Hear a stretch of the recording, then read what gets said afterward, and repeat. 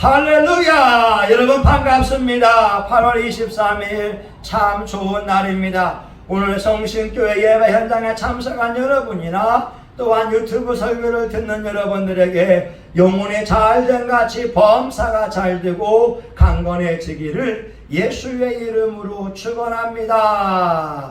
여러분, 오늘날 우리는 말세지말의 시대에 살고 있습니다. 이 말세의 특징이 불신의 시대, 불화의 시대, 갈등의 시대가 되어지고 있습니다.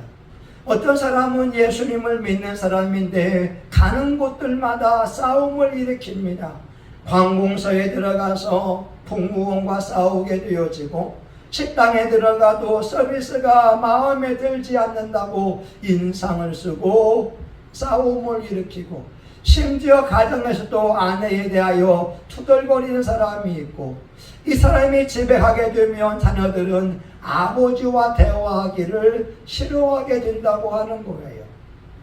근데 여러분, 오늘 마태복음 5장 9절에 보게 되면 화평케 하는 자는 복이 있나니 저희가 하나님의 아들이라 일컬음을 받을 것이며, 이렇게 말씀을 하고 있습니다. 요한복음 1장 12절에 영접하는 자 곧 그 이름을 믿는 자들에게는 하나님의 자녀가 되는 권세를 주셨는데, 우리 예수 믿는 사람들은 화평을 이루어야 가야 됩니다. 오늘은 세 가지를 말씀드리고 싶어요. 첫 번째는 하나님과 화평을 이루어야 됩니다. 마태복음 22장 31절 38절에 보게 되면 예수께서 이르시되 내 마음을 다하고 목숨을 다하고 뜻을 다하여 주 너희 하나님을 사랑하라 하셨으니 이것이 크고 첫째 되는 계명이요. 하나님과의 화목이 중요합니다. 어떤 분은 인생을 살면서 하나님께 원망과 불평을 하고 있는 사람이 있어요. 왜냐하면 하나님께서 우리에게 놓은 환경이 마음에 들지 않기 때문에 그렇습니다. 때로는 어려운 집안에 태어날 수 있고요, 때로는 불미스러운 사건 상호를 경험할 수 있고요, 때로는 가난한 집에서 고통을 경험할 수가 있습니다. 그러면 예수 믿는 사람은 그 환경을 놓은 하나님을 향하여서 어떤 마음을 먹을까요? 이스라엘 사람들이 홍해를 건너서 광야로 나왔을 때 그들이 보여주는 모습은 오늘날 현대인의 모습이 아니던가요? 홍해를 마른 땅처럼 건널 때는 기분이 좋았지만 마라의 쓴물을 경험하자마자 원망과 불평이 그들의 입에서 나오기 시작했습니다. 그들이 고기를 먹지 못할 때 하나님 앞에 원망하며 투덜거리기 시작합니다. 그들이 만나와 메추라기만 먹을 때에 그들은 매일같이 똑같은 것만 먹고 있다고 원망하며 불평했습니다. 고린도전서 10장 10절에 보게 되면 저희 중에 어떤 이들이 원망하다가 멸망시키는 자에게 멸망하였나니 너희는 저희와 같이 원망하지 말아라. 여러분, 야고보서 5장 9절에 보게 되면 형제들아 원망하지 말아라.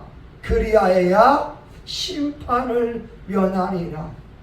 다시 말하면 우리에게 주어진 환경 가운데 하나님을 인식하면서 감사하며 나아가는 사람들, 그들은 하나님과 화목된 자라고 하는 거죠. 여러분, 욥을 아실 거예요. 욥이 초기에 10명의 자녀들이 죽었고, 욥의 그 많은 재산들, 양 7,000마리, 암나귀 500마리, 약대 3,000마리, 또한 소 500마리, 이렇게 엄청난 재산을 빼앗겼을 때에 성경은 말씀합니다. 욥이 입술로 범죄치 아니하더라. 원망할 수밖에 없는 상황 속에서 주신 자도 여호와시요 취하신 자도 여호와시오니 오직 여호와의 이름이 높임받기를 원하고 있었습니다. 여러분, 욥기 22장 21절에 말씀합니다. 너는 하나님과 화목하고 평안하라. 그리하면 복이 내게 임하리라. 하나님과 화목하고 평안하라.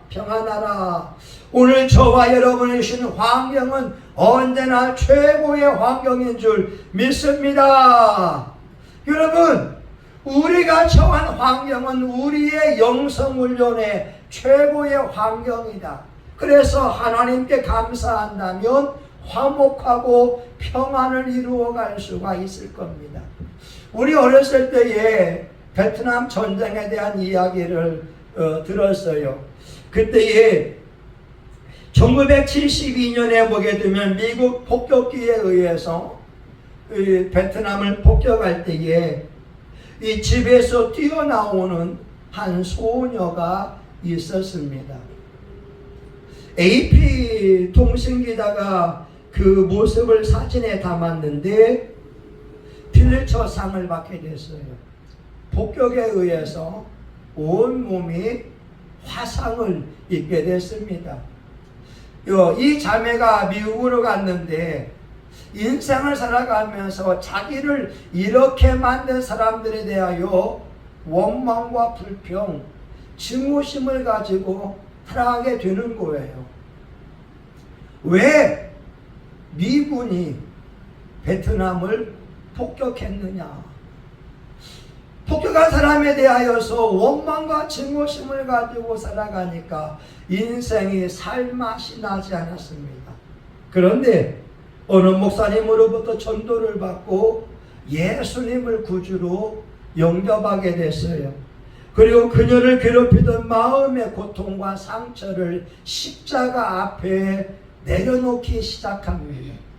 그리고 예수님을 만나게 되면서 내적인 상처와 아픔이 치유받게 되고 미움과 증오는 사라지게 되며 사랑과 소망이 싹트기 시작했습니다. 오늘 저와 여러분이 처한 환경이 어떻습니까? 어떤 사람은 금수저 집안에 태어나서 일하지 않아도 평생을 먹고 살 수 있는 물질이 있고, 어떤 집은 가난한 집안에 태어나서 이 무더위에 애쓰고 수고하지 않으면 안 되는 상황 속에 있기도 합니다. 그리고 가정이 변화받지 않는 모습을 보면서 답답해하기도 할 것입니다.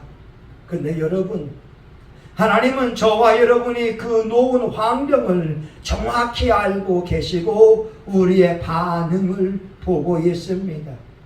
성경은 분명히 말씀하면 너는 마음을 다하고 뜻을 다하고 힘을 다하여 주 너희 하나님을 사랑하라. 오늘 우리가 처한 환경은 다 다르겠지만 그 상황 가운데에서 감사의 열매를 맺힌다면 어떠하겠습니까? 심히 불편하고 마음이 괴롭고 원망과 증오심이 삭트는 환경임에도 불구하고 하나님의 은혜를 떠올리며 감사하며 나아갈 때 하나님이 준비해 놓은 구원의 손길, 놀라운 축복을 경험할 수 있을 것입니다. 화평케 하는 자는 복이 있고 하나님의 아들이라 인정을 받습니다. 우리 예수 믿는 사람들은 사람들로부터 인정을 받아요. 어떤 상황, 어떤 환경에도 감사하며 찬양 드릴 수 있기 때문에 그렇습니다. 역시 예수 믿는 사람은 다르구나. 어제 인하대에서 주보를 하고 오다가 소나기를 만났어요. 용일시장에 잠시 피했는데 어떤 아주머니가 밖에 나와 있는 거예요. 얼굴이 뽀얀하고 얼마나 피부가 고운지. 제가 하는 말, 아주머니 왜 이렇게 피부가 고우세요? 혹시 예수 믿으세요? 예, 예수님 믿습니다. 나이가 90이 되어도 예수 믿으니까 그 얼굴에 온화함이 깃들어 있다라고 하는 거죠. 사랑하는 여러분, 하나님과 화평하고 평안함을 구하게 되면 오늘 우리의 삶 속에 하나님의 축복이 함께할 줄 믿습니다. 우리 두 번째, 우린 자신과 화평을 이루어야 합니다. 마태복음 22장 39절에 말씀합니다. 둘째도 그와 같으니 내 이웃을 내 자신과 같이 사랑하라. 우리가 이웃을 사랑하기 전에 먼저 중요한 건 내 자신을 사랑하는 겁니다. 그러면 자존감이라는 것이 있지요. 내 자신을 어떻게 생각하느냐. 자존감이 높은 사람이 있고 자존감이 낮은 사람이 있습니다. 자존감이 높은 사람일수록 자신을 사랑하고 축복할 수가 있고, 자존감이 낮은 사람이면 열등감 속에 사로잡히게 되고 대인관계가 원만치 못할 수가 있습니다. 아니면 우린 또한 자만심에 빠져 있어서 다른 사람을 무시하는 교만된 삶을 살아갈 수가 있습니다. 우리에게 중요한 것은 자존감입니다. 내가 나를 어떻게 사랑하느냐. 여러분, 자존감을 높이는 세 가지 방법이 있어요. 첫 번째는 자아인식입니다. 내가 누군지를 아는 거예요. 성경은 말씀합니다. 시편 16편 3절 땅에 있는 성도는 존귀한 자니 나의 모든 즐거움이 저희에게 있도다. 우리 하나님은 우리를 존귀한 자라고 말씀하시고 이사야서에 보게 되면 보배로운 자라고 말씀하고 있습니다.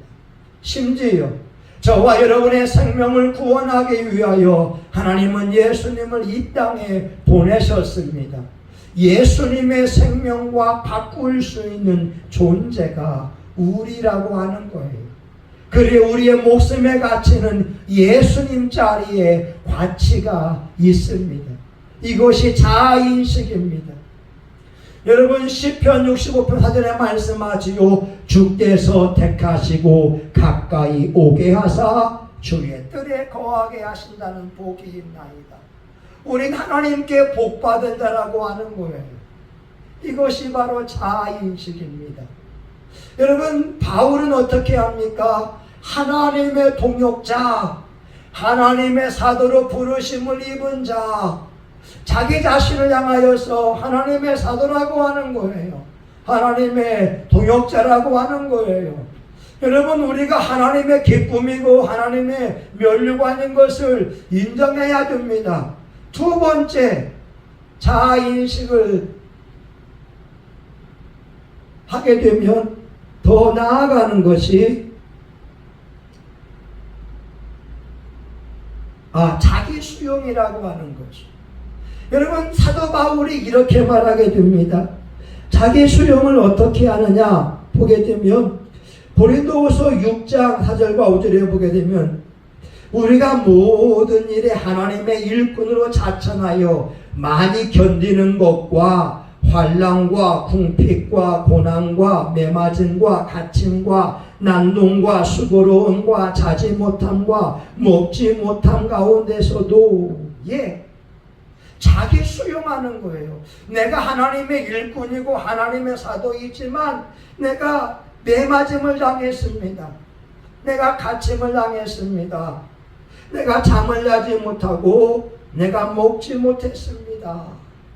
자기의 현실의 모습을 수용하는 거예요. 그리고 세 번째가 뭐냐? 자기 표현의 단계가 필요합니다.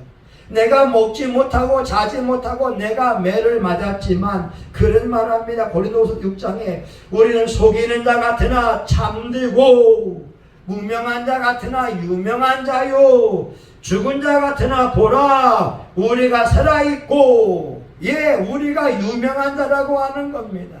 우리가 살아있는 자라고 하는 겁니다. 우리가 참된 자라고 하는 것이 우리가 항상 기뻐하는 자라고 말씀하고 있고 가난한 것처럼 보이지만 많은 사람을 부유하게 하는 자라고 선포하고 있습니다. 자기 표현의 단계. 맞다. 내가 지금 예수님을 믿고 있고 가난한 삶을 살고 있지만 나는 유명한 자다. 나는 가난한 자가 아니라 나는 부유한 자다. 나는 근심하는 자가 아니라 항상 기뻐하는 자다. 나는 징계를 받는 자 같으나 죽임을 당하지 아니하고 있다. 자기 표현의 과정을 통하여서 우리의 자존감을 높일 수 있기 바랍니다. 여러분, 중요한 것은 자아인식, 우리가 성경에서 무엇라고 말씀하는지 알고 내 자신을 선포하며 나아갈 때 그 말대로 될 줄 믿습니다. 우린 자신을 사랑해야 됩니다. 여러분, 한 사람 한 사람은 소중한 분들이 되죠. 그래야 자기 자신을 사랑할 수가 있고, 그리고 나서 다른 사람들과 화평을 이룰 수 있습니다. 하나님과 화평한 사람은 자신과 화평할 수 있고, 자신과 화평한 사람은 이웃들과 화평할 수가 있습니다. 마태복음 22장 39절 40절에 말씀합니다. 내 이웃을 내 자신과 같이 사랑하라 하셨으니 이 두 계명이 온 율법과 선지자의 강령이니라. 예, 자신을 사랑하지 못하면 열등감이나 우월감에 사로잡힐 수가 있어요. 자신을 사랑하는 사람들은 이웃을 또한 사랑하고 존중히 여길 수 있습니다.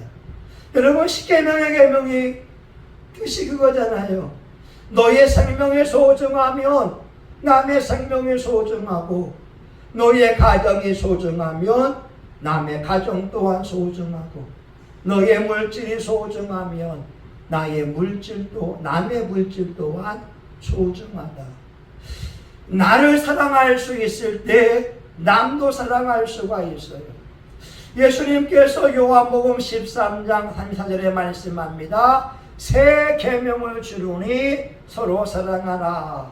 내가 너희를 사랑한 것 같이 너희도 서로 사랑하면 이로써 모든 사람이 너희가 내 제자인 줄 알리라. 여러분, 현대 사회는요, 갈등과 불신의 사회가 되어져 있어요. 어떤 사람이 산을 가다가 곰을 만났다고 해요. 그 둘이 이제 친구 사이인데 옆에 사람이 운동화 끈을 메고 있더래요. 그래서 친구가 물어봐, 야, 왜 운동화 끈을 메냐? 빨리 도망가야지. 그때의 친구가 하는 말이 뭐냐? 나는 너보다 빨리 달리면 돼. 다시 말하면 두 명이니까 곰에게 한 사람이 잡히게 되면 한 사람은 도망갈 수 있으니까 내가 너보다 빨리 달리면 돼. 여러분, 씁쓸하기도 하고 웃기기도 한 이야기지 않습니까? 오늘날 우리가 현대를 사회를 살아가게 되면 사람들로부터 배신감도 경험하게 되고 실망도 할 수가 있습니다. 그런데 우리는 이런 과정을 통하여 성숙한 삶을 살아가야 됩니다. 성경은 분명히 말씀합니다. 에베소서 4장 32절 서로 용서하기를 하나님의 그리스도 안에서 너희를 용서하신 것 같이 하라. 우리가 예수님을 나의 구주로 영접한 사람들이라면 생각하는 것과 행동하는 것이 달라야 된다고 하는 겁니다. 현대인들의 70% 80%가 시민성 질환이라고 해요. 마음의 적개심을 가지고 있을 때, 마음의 원망 불평을 가지고 있을 때, 마음의 질병에 의해서 심장병이나 당뇨나 고혈압과 관절염이 생기는 거예요. 여러분, 오늘 우리의 마음속에 하나님과 화목을 이루고 내 자신을 사랑하고 이웃과 화목을 이룬다면 병에 의하여 고통당할 이유가 전혀 없습니다. 오늘 에베소서 4장 32절의 말씀처럼 서로 용서하기를 하나님이 그리스도 안에서 너희를 용서하신 것 같이 하라. 이 말씀을 마음에 새겼으면 좋겠습니다. 여러분, 하나님과 화목해야 됩니다. 여러분 자신을 사랑해야 됩니다. 마지막으로 이웃과 화목을 이루어 나가기를 바랍니다. 인자무적이라고 하는 말이 있어요. 어디 사람은 적이 없다고 하는 것입니다. 인화라고 하는 것이 있어요. 사람과 사람 사이에 화목을 이루어 나가는 겁니다. 오늘 여러분들이 하나님의 말씀에 의하여 살아갈 때 세상 사람들은 우리가 예수 믿는 사람인 줄 알고 우리가 믿는 그 예수님을 구주로 영접할 줄 믿습니다. 초대교회의 신앙인들이 사랑이 얼마나 많았는지 로마의 관원들도 예수 믿는 자는 사랑하는 자다라고 인정했다고 하는 거죠. 오늘 우리 성심교회와 유튜브로 영상 예배드리는 모든 분들에게 하나님과 화목, 자신과의 화목, 이웃과의 화목이 있기를 예수의 이름으로 축원합니다. 아멘. 하나님 아버지 감사합니다. 오늘 화목해 하는 자는 하나님의 자녀가 된다고 하는 놀라운 은혜를 우리가 나누었으니 하나님께 감사하게 하여 주옵소서. 우리에게 주어진 삶은 최고의 환경이 오니 감사를 통하여 하나님의 기적을 체험하게 하여 주시고 하나님 우리의 가정 가운데 하나님 우리의 삶 속에 이웃 사람과 내 자신을 소중히 여기는 삶을 살게 하여 주시옵소서. 예수님의 이름으로 기도합니다.